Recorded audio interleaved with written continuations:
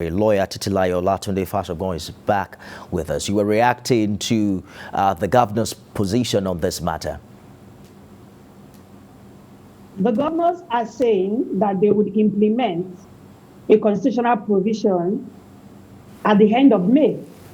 The constitutional provision is valid now. It's applicable now. So I do not see the reason for the postponement of the implementation of a constitutional provision that had been in place for as far back as 2018.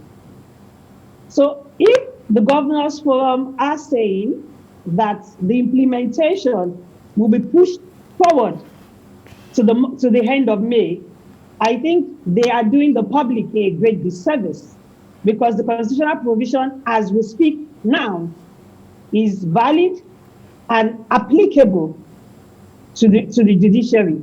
So there is no reason for the postponement of the implementation of the constitutional provision. But is there an end in sight to the ongoing strike, given the new development from the governors? Oh, well, I believe that the Judiciary Staff Union of Nigeria will possibly go back and consider if they are willing to bury the hatchet as we speak. And I said that they will have to consider same, because there have been time and time again when government will make promise saying, oh, we will do this at a future date, and the date will come and they would not comply with their promises.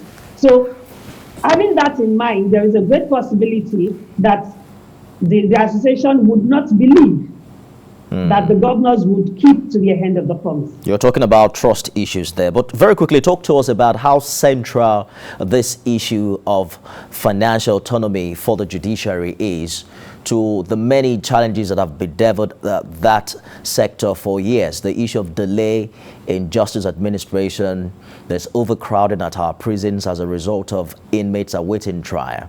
Just how quickly do you think this is going to fix all of these problems? Oh, well, it might not fix all of the problem, like the fact that the prisons are overcrowded and all of that. But I need to say that the judiciary is not a sector. The judiciary is an arm of government. In a democratic society, you have three arms of government. You have the executive, you have the legislative, and you have the judiciary. Now, the judiciary as a arm of government, in compliance with the doctrines of separation of power, is expected that each of these arms of government are able to operate independent of each other. And this is so that there wouldn't be cause for tyranny, and there wouldn't be cause for one person to hold, one arm of the government to hold the other arm of government to ransom. So if the financial autonomy of the judiciary is allowed and is implemented in Nigeria, you would see that the various things in the courts, in the various judicial arm of government would begin to work. For instance, you go to the courts and then you realize that the judges are still writing in longhand. In the modern time, when technology is abundant to solve the issues of having to write and take the proceedings in court, you want to get your judgment, and then you are asked to come back for 2 months because the typist is trying to type it. Whereas if the finances are placed in the right hands, which will be in the hands of the judiciary as we speak, they are the ones that know the things that is required to make the judiciary work well.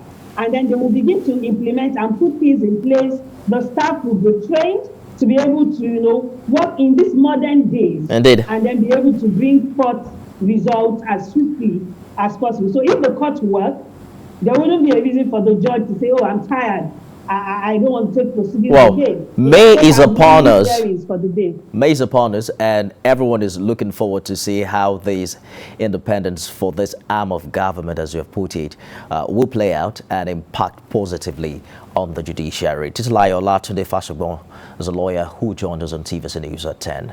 Thank you for your time.